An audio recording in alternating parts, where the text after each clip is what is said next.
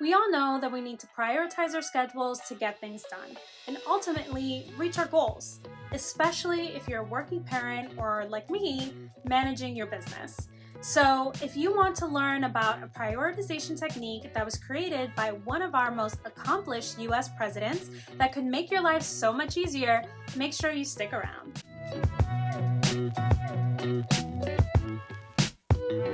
Hi YouTube, welcome back to my channel. If you're new here, my name is Laura Pichardo and I'm a certified transformational coach. And on this channel, we talk all about life, health, career, habit change, everything you'd want to know to get unstuck and grow in your life. So if this sounds like something you'd enjoy, make sure that you subscribe to my channel and join the family. So last week, we talked about why you may be struggling with setting priorities and an intro to 3 different techniques that you could use to overcome your prioritization struggles. If you missed that, I'll add a link up here so that you can check that out. But here's a friendly reminder of some of the reasons why you may be struggling with setting your priorities. You could lack the clarity needed to properly prioritize your tasks.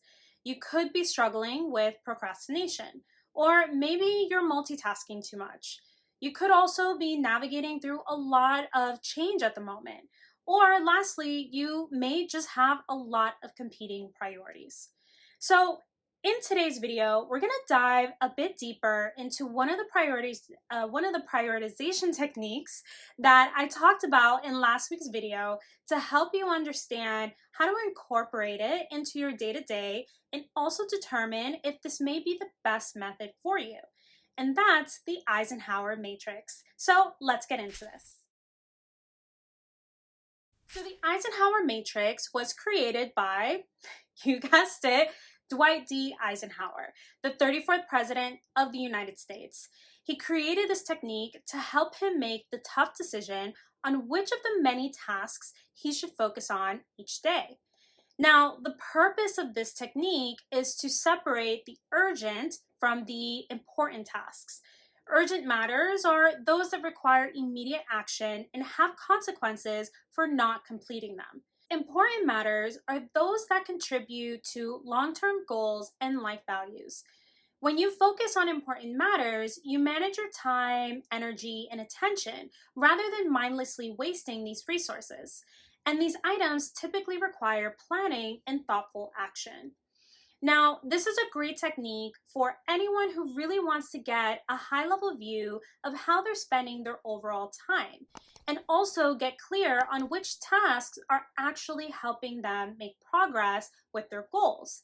But this is also a really great technique for people that like to just plan their schedules a week in advance. Now, let's get into the matrix and how to properly use it. So let's start with the top right corner, do first. These are the important and urgent tasks. Now, what you want to do in this box is add the tasks that have upcoming deadlines. These are tasks that you have to do. Like, it would be bad news for you if you don't get it done. But spending too much time on these tasks can sometimes lead to increased stress or burnout. So some examples of this would be covering a project for a colleague, working on a project that you've procrastinated on and is due very soon, taking care of your sick child or partner, or maybe even a leak in your basement. So as you can see, spending too much time on these tasks can quickly lead to burnout since you're constantly putting out fires and unable to focus on more important tasks. Moving forward to the left, we have do next. These are your non-urgent but important tasks. So these are tasks that are not urgent, meaning they don't have a deadline, but they're important and typically aligned with your goals. You want to try to live in this quadrant because these tasks will help strengthen your skills and accomplish meaningful goals. But since these tasks don't have a deadline, it's very easy to procrastinate on them and never actually get them done. I'm very guilty of doing this, which is why I put deadlines on certain tasks that I know that I'm too busy to get to. Now, even though I'm sure that this may be easy for you to identify, here are some examples of what tasks these would be. Starting a new exercise or healthcare routine, starting or making progress on a new business idea, regular chores or maintenance projects, planning long-term and short-term projects, or learning a new skill. So spending more time in this quadrant could help you spend less time in quadrant 1, leading to less burnout. Since you're essentially planning ahead and managing your time effectively, you're focused on growth versus problem solving, allowing you to reach your goals faster. Now, some tasks are unavoidable in quadrant 1, but by focusing on quadrant 2, you decrease your numbers of pressing items. So an example is if you worked on your project slowly, instead of waiting until the week that is due, you would feel less stressed if your child or partner got sick because you wouldn't have so many things on your plate. Now let's move down to do last. These are urgent but non-important tasks. These tasks are typically things like busy work and don't always require your specific skills. If you're able to, try to delegate these tasks. But if you can't, try to keep them from taking over your day-to-day and be clear with others about how much time you can actually spend on these tasks. You can also save these tasks for times when you're very low on energy, or you can even negotiate your workload with your boss if they're work-related. So some examples of these would be unnecessary interruptions from coworkers, like urgent matters that come up but are not actually urgent and you could have someone else take care of it.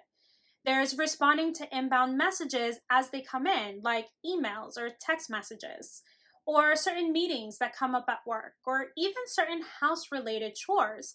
Maybe you could give some of your tasks to your partner or your roommate, or even hire someone if you have the finances to do it. So this is an important quadrant for entrepreneurs to understand. If your business is booming and you're stretched for time, maybe you're in a place to start expanding and giving some of that work that doesn't require your specialty to someone else so that you can focus more on tasks in quadrant 2. But even if you're not a business owner, this is still an important quadrant, since these are tasks that are urgent but not necessarily important to you. So it could make you feel like you're not using your time effectively and make you feel like you're wasting your time in areas that you don't really care for. So my advice, delegate, delegate, delegate. If you can take it off of your hands, do it and give it to someone else. Now, lastly, we have do never. Those are your tasks that are not urgent or important. These activities don't contribute to your progress on your goals and can end up taking large chunks of your time. So examples of these are mindlessly scrolling through social media, watching TV for hours, or excessively shopping or online browsing. These activities, they sound great and they give us that immediate dopamine, but ultimately they leave us feeling unfulfilled and like you've wasted so much time. So make sure that you're intentional with how much time you spend on these type of activities. I'm not saying not to do them, I'm just saying be mindful. Now, once you've completed this matrix, you can start rebalancing your time if you find necessary. You may want to ask yourself, are there items in quadrant 3 that you can hand off and add more time to quadrant 2? Where can you start adding in more important items into your week so you feel more fulfilled and energized with how you're spending your time?